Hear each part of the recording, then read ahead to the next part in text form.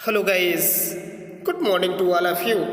आप सभी का यूट्यूब के पाल अकेडमी में स्वागत है। आज हम लोग कक्षा 12वीं के सामान्य हिंदी के नवीन पाठ्यक्रम को जानेंगे, क्योंकि अभी गवर्नमेंट इसके पहले जो पाठ्यक्रम जारी किए थे, जिसका वीडियो हमने बना के अपलोड भी किया था, फिर उसमें परिवर्तन हो गया। उस परिवर्तन को हम इस वीडियो के माध्यम से देखेंगे। देखिए, जो आपके मार्केट में छपे हुए विद्या क्वेश्चन बैंक, अवतार, अन्य क्वेश्चन बैंक जो भी है, सब में पुराने जो पाठ्यक्रम अभी जो जारी 30% कम करके जो जारी किया गया था, उसके आधार पे मार्केट में आ चुके हैं। लेकिन उसके बाद फिर परिवर्तित हो गया। उस परिवर्तन को जानना आवश्यक है, तो आइए इस वीडियो के माध्यम से हम जानेंगे। कारण कि कोविड-19 महामारी के कारण शैक्षिक सत्र 2020-21 के समय से विद्यालय में पठन पाठन का कार्य न हो पाने की स्थिति में सम्यक विचारोपरांत विषय विशेषज्ञों की समिति द्वारा निम्नवत 30% पाठ्यक्रम कम किए जाने की अनुशंसा की गई है। अब देखिए, गद्य में किन प्रश्नों को, किन अध्याय को काट दिया है। गद्य में कन्हैयालाल मिश्र प्रभाकर का राबर्ट नर्सिंग होम इस वर्ष नहीं पढ़ना है। हरिशंकर परसाई का निंदा रस भी नहीं पढ़ना है। काव्य है तो मैथिली शरण गुप्त का गीत नहीं पढ़ना, जयशंकर प्रसाद का भी गीत नहीं पढ़ना है, सुमित्रा नंदन पंत के परिवर्तन नहीं पढ़ना है, और रामधारी सिंह दिनकर के पुरुरवा और उर्वशी को नहीं पढ़ना है।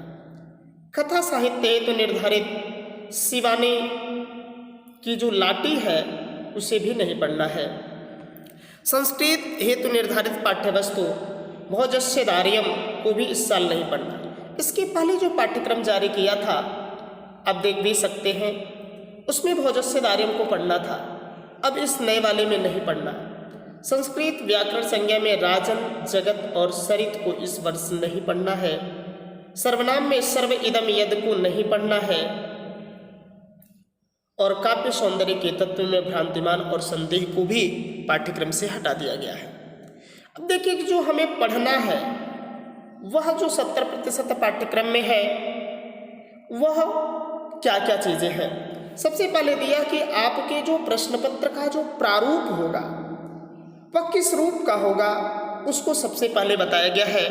पहला आपका खंड क है, जिससे 50 अंक आपको मिलेंगे। पहला प्रश्न आपके क्वेश्चन पेपर में आएगा, हिंदी गद्य साहित्य का इतिहास।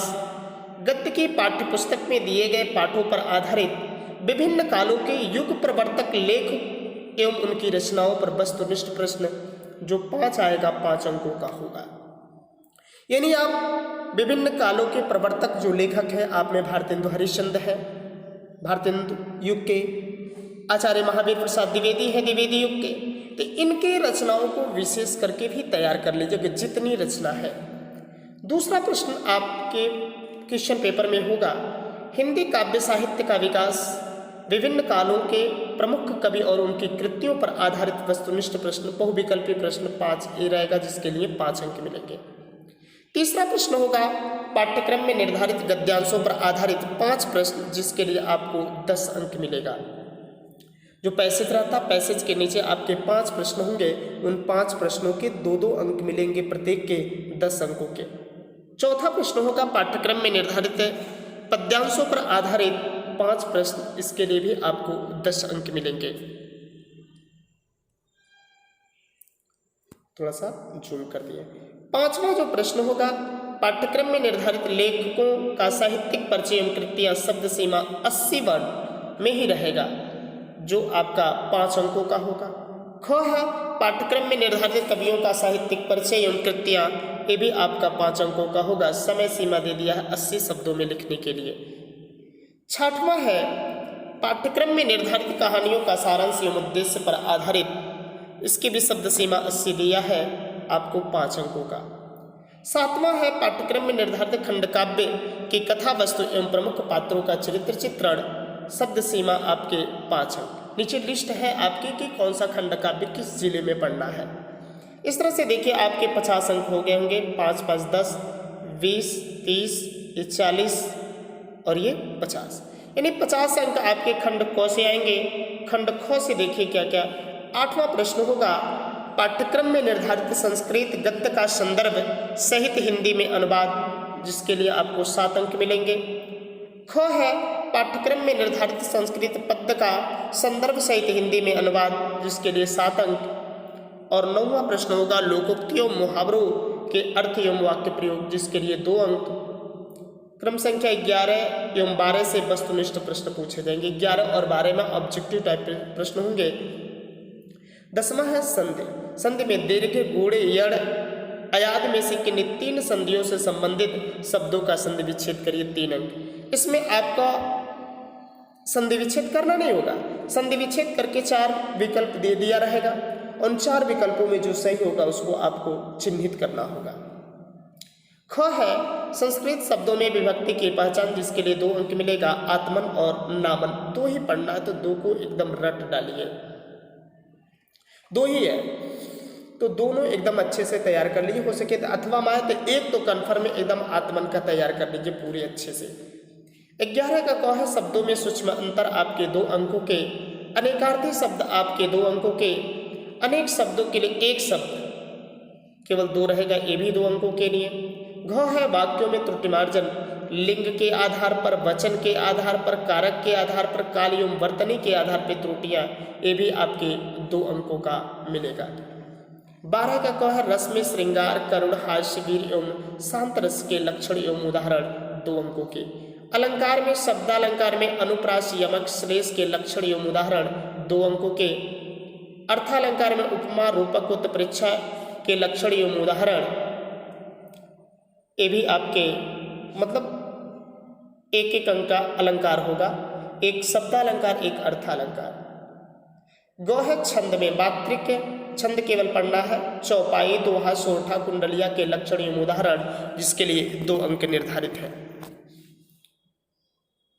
प्रश्न संख्या 13 है, निम्नलिखित मतलब पत्र लेखन निम्नलिखित में से किसी एक पर, नियुक्ति आवेदन पत्र होगा, या बैंक से किसी व्यवसाय के लिए ऋण प्राप्त करने का आवेदन पत्र होगा, या अपने नगर या गांव की सफाई है तो संबंधित अधिकारी को प्रार्थना पत्र, इसके लिए आपको पूरे 6 अंक मिलेंगे।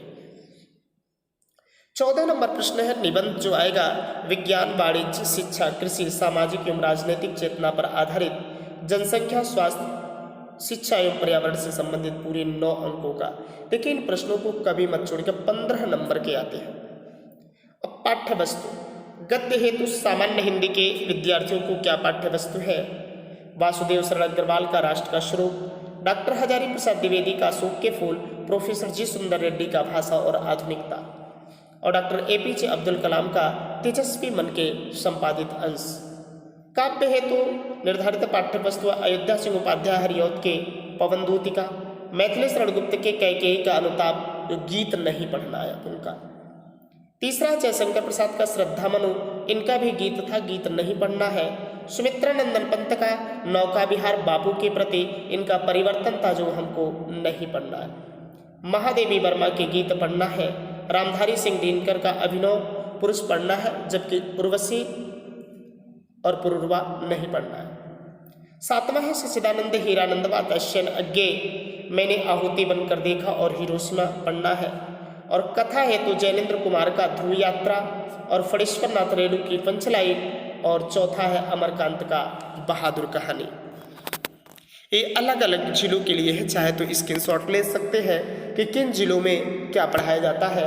गोरखपुर वालों के लिए ये 5वां त्यागपथी खंड काव्य रामेश्वर शुक्ल अंचल की है, आगरा, गोरखपुर, बस्ती, ये सारे पढ़ाए जाते हैं।